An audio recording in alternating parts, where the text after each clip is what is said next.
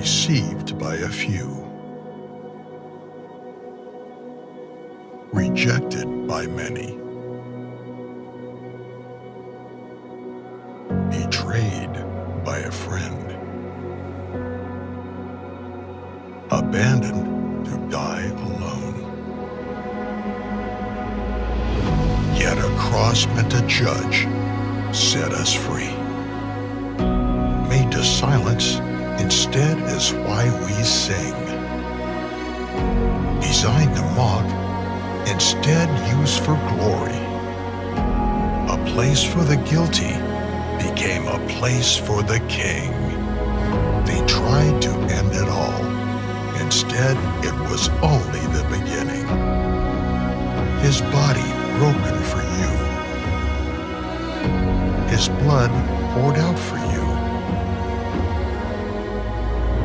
His life given for yours.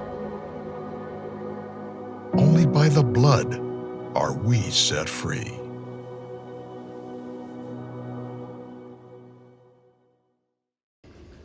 Kwavela ukuthi ibandla lamaWeseli ilona lisagcina imithetho kaThixo.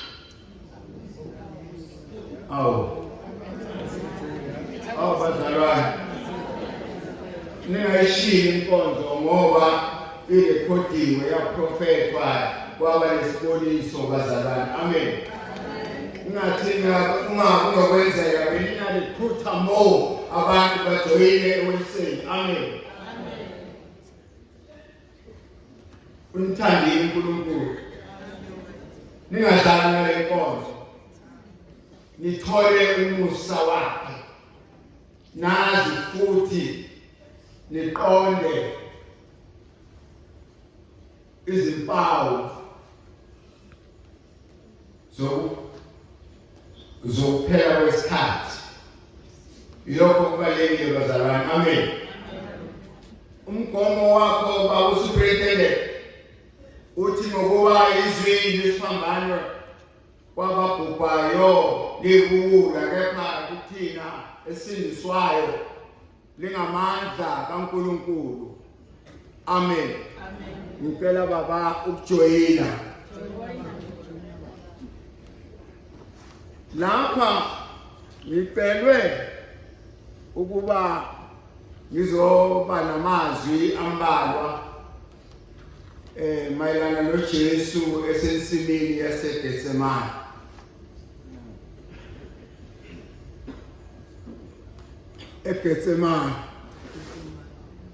eGetsemane. Uyabona ziningi izinsimu okanye there are many gardens, kodwa esibaluleke kakhulu la eBhayibhelini sithola two: a garden of Eden and a garden of Gethsemane. Lena, the first man, that was Adam. Lapho yena wehla okanye wawela esonweni ngonxa lokulingeka. He yielded. He yielded to temptation. Walingeka. Elesibili sithola insimu yaseGetsemane, Garden of Gethsemane. Sithola indoda yesibili uJesu Kristu inqoba. Kusho ukuthi ngamanye amazwi iGetsemane indawo yomandla, othola kuyo amandla, indawo yokunqoba. Amen. Lezo zinto nje ngifuna sidlule kuze kakhulu. Uma silandela le chapter 26 kule ncwadi esifundile kaMateyu, sithola isigungu esiphezulu senza itulo lokubulala uJesu. Ngoba kunomona ukuthi uJesu wenza izinto abahluleka ukuzenza. Kuyamangalisa ukuthi kanti abantu abasenkolweni kaThixo bangenza into enje babophe itulo. Yilento ebulala amabandla. Omunye athi ngoba obani ushumayela kahle kufanele abhubhe.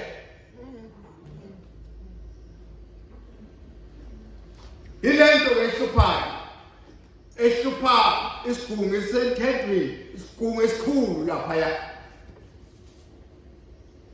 Okunye futhi esikutholayo sithola into yayina izivele ukuthi uJesu azogqotshwa umuntu wesifazane eBethaniya ngamafutha adulayo.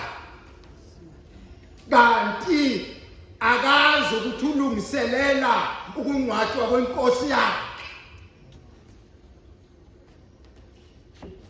Siphinde futhi sithole uJudas Iscariot evuma ukukhaphela inkosi yakhe ngemadlana encane, only 30 silver coins. Bathi ababhalayo le mali lena owayezoyithola uJudas Iscariot imali eningana nokuthenga nokudayisa isigqila esingaphilile esikhubazekile. Kodwa yena uyakwazi ukuthi angathengisa inkosi yakhe ahambe nayo eyibona iperforma. Kodwa yena uzothatha only 30 silver coins. Imali to buy or to sell a crippled or disabled slave isigqila esikhubazekile. Sibona kuqopheka futhi umlando lapha eGetsemane. Umlando okusunguleka kwesidlo senkosi. Sebenzile ke abafundisi. uJesu uhlezi nabo etafuleni upper room. Uthabatha isinkwa yasihlephula, uyabonga yasihlephula yabanikeza umzimba wami lo. Dlanini ngikhumbule. The same way after supper uthatha indebe yayiphambili uyabonga.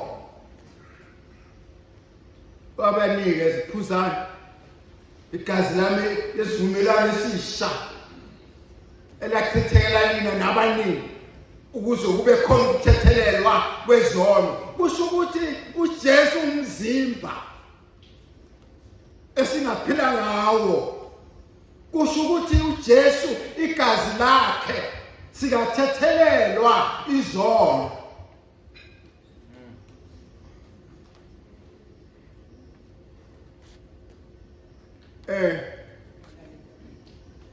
Futhi sibona uJesu inkinga iqala ethi njengoba sidla omunye wenu uzongikhaphela tonight. Bakhathazeka abafundi bathi ngaba yimina. Uthi wait. Oyofaka isandla sakhe kanye nami esitsheni nguye. Athi uJohane ongomqilisela ucezu ngimnikeze nguye. Waliqilisa ke ucezu wamnikeza uJudas Iscariot. Wangenwa uSathane. Uthi mase ungenwe uSathane athi hey ofuna ukukwenza kwenze manje. Usho njalo uJesu. Basuka lapho babheke eGetsemane.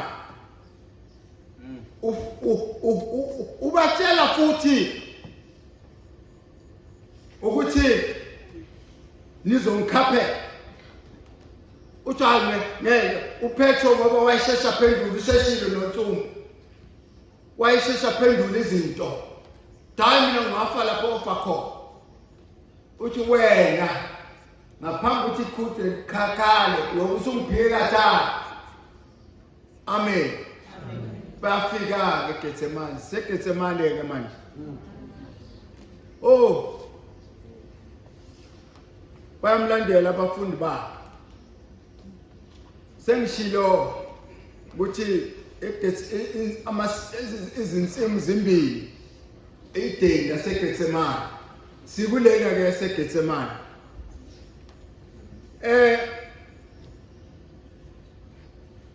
baba Ntsumbu uNkulunkulu wangibusisa ngaya kwaIsrael ngahlala eJerusalem Tate Hotel for 14 days kulo 14 days 10 days ngangiya Mount of Olive uma ubheka eJuda udlula khona uma ubheka eBethlehem udlula khona uma ubheka eJericho udlula khona uma ubheka eMasada udlula khona uma ubheka eDead Sea udlula khona ngingavakashi ke baba konke ngani uyicwaninga nami nakho kuhle engafika ngakuthola kule ndawo ngathola ukuthi le ndawo ina ekuthiwa iGetsemane ina 4 locations eyokuqala ise-west wafika amakatolika akha phezu kwedwala elalibhalwe i-Rock of Agony bakha indlu enkulu ebhalwe ukuthi Christ of all nations namanje kunjalo not Christ for all nations but Christ of all nations okwesibili ngathola ukuthi hayibo kukhona iseduze nethuna lika Maria oqwebileyo Virgin Mary angikhulumi ngento engangixoxelwa into engangiyibona ngithatha izithombe ngibhala phansi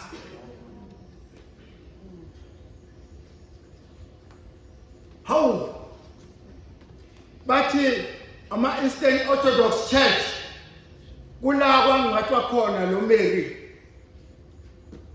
futhi kula owasuswa khona wayiswe ezulwini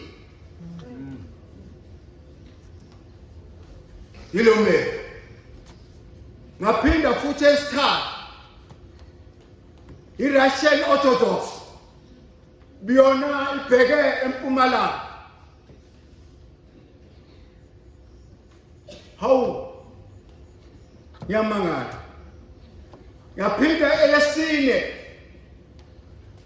yona ibheke enorth kanti kukhona Maria Mary Magdalene kula ngangayikholwa le bathi kula la Mary Magdalene was the first female evangelist mamzu albonga ivangeli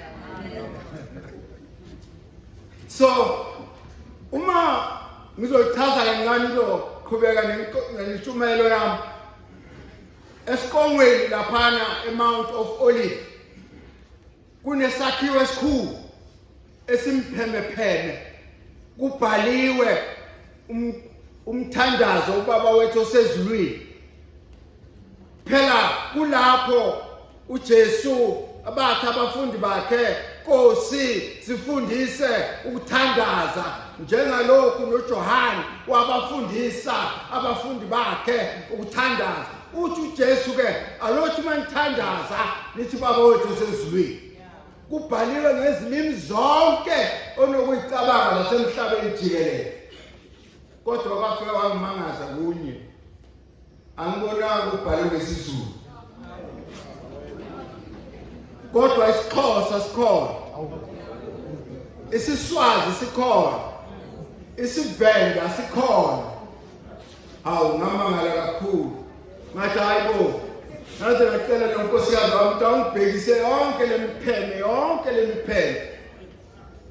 Ingaphezu kwemiliyoni yezinto. Uyahamba uyabheka nje, uyabona ukuthi la kwe-Afrika lapha yini, Asia lapha yini.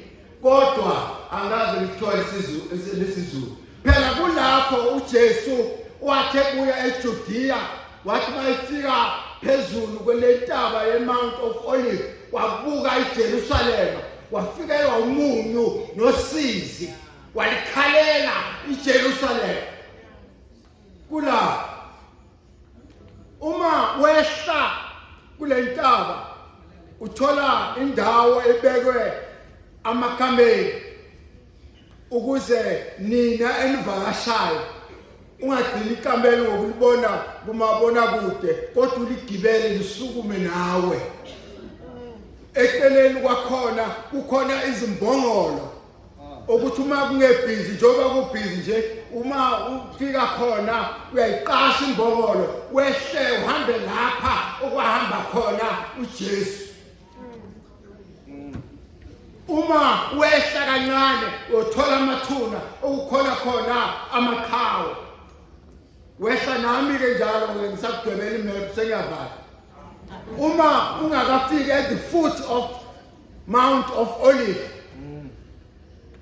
ma uhambeka esandleni sokudla uthola igate elikhulu lensimbi leliholela ethuneni lekaZakhariya.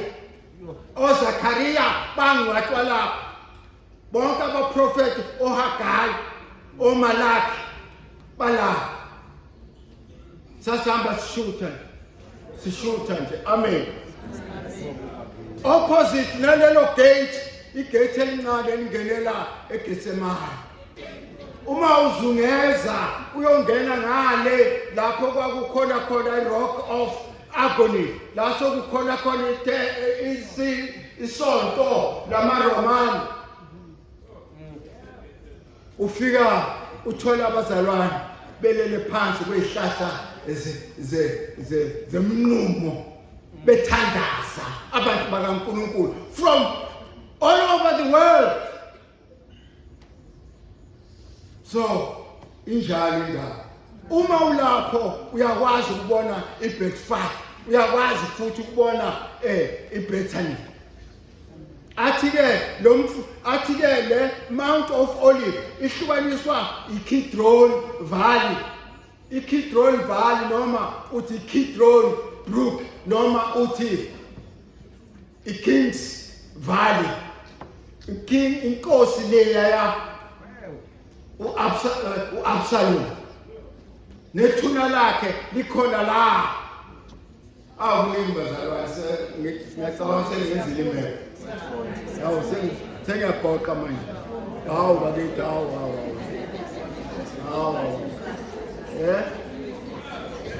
Sengidwebele imele bazalwane.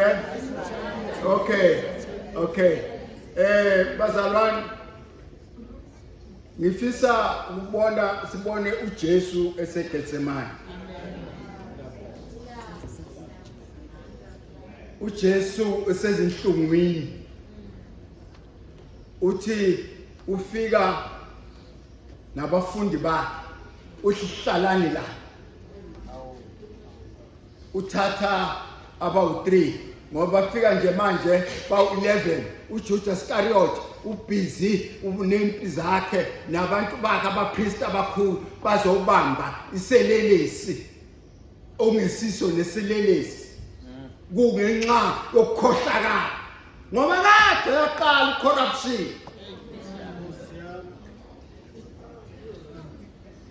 La uthi hlalani la ngisayokhuleka uwa ngobuso, kodwa before awe phasi ngobuso uthatha abantu abawu-3, uthatha uPetro namadodana amabili kaZebedewu, uJames noJohane okanye uJakobe noJohane. ngoba kubalekile ukuthi ngekhathi zobunzima uhambe nabantu obaziyo ukuthi bayayibamba ishisa.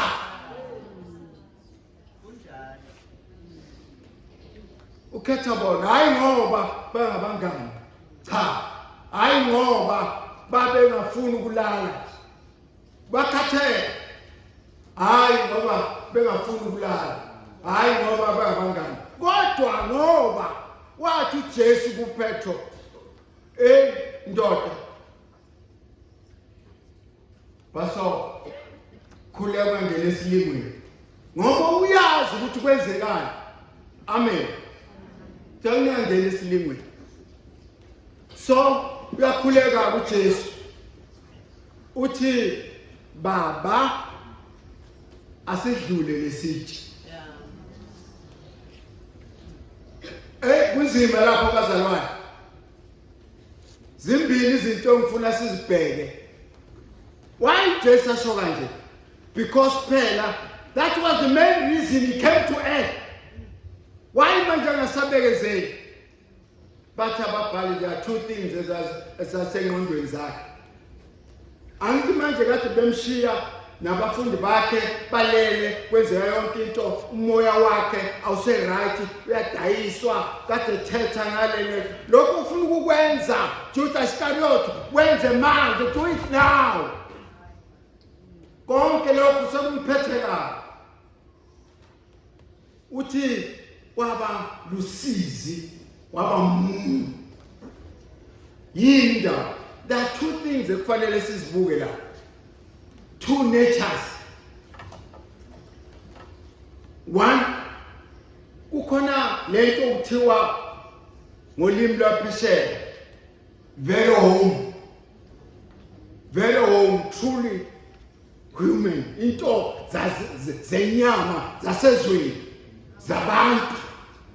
uJesu phela ukhumbula ukuthi he was God man, uNkulunkulu kodwa usenyameni. Ilonto manje elokhu iqubuka kuye, emenza abe so distressed and so sorrowful. Ngapha kukhona lento esithi ivere Deus. Ivere Deus vera means intando, Deus, divine, yaphezulu, intando yaphezulu. Uzo accomplish mission la uJesu ukuthi azofela wena nami. Kodwa manje ngenxa yalesitsha athi asidlule, ungenwa amanzi emadolweni, yake yavela lento ngishona kumsunguli waleli bandla lethu uJohn Wesley, uma ebheke eGeorgia eyoshumayela. Savuka isivunguvungu, wasukugubuka umkhumbi abahamba ngawo, athi wahamba wayekhoneni ayokhuleka. Kodwa into mayikhuleka kuba sengathi uzoginqika ngempela okanye uzogubuka umkhumbi. Into emangalisayo, ubona isizwe samaNorovians siyagiya uthi ngabe yini. Omunye uthi wethu, do you have a problem? Uthi, don't you see what this ship is about to capsize? Uthi, hayi man. Yazi thina maNorovians sazi into eyodwa, asazi sofa nini, asazi sofa kuphi, asazi sofa kanjani. Nayo into la ilele khona. So manje uJesu lento yamkhathaza distress enjalo ukuthi kufanele aphuze le ndebe le. Kanti nani le ndebe? Inolaka lokaNkulunkulu. Inani le ndebe? Why uJesu angafuni ukuyithinta le ndebe? Inkinga ukuthi uma sazoyiyeka le ndebe sasingeke sibe khona isidingo sesidlo sasingeke sibe khona ngisho iphasika ngoba kwakuyobe kuphelile kufana nangesikhathi uJesu ebuzwa wena uyinkosi yabaJuda na uma wayengathi cha ukuze kusinde umphefumulo wakhe kwakuyobe kuphelile ngendaba yakhe ukuthi wadabula amazulu wezemhlabeni ezofela umuntu kwakuyobe kuphelile seniyana sekugcinile sengiyavala yini kanti ulakalo kaNkulunkulu awu basala hayibo asenze intando kaNkulunkulu asenze intando kaNkulunkulu senze intando kaNkulunkulu kodwa ngizwe baba usupa uthi ngeke ibe ubeka umgomo ngoba umgomo usubekiwe kodwa ke mina ke ngizothi ke mhlawumbe this is a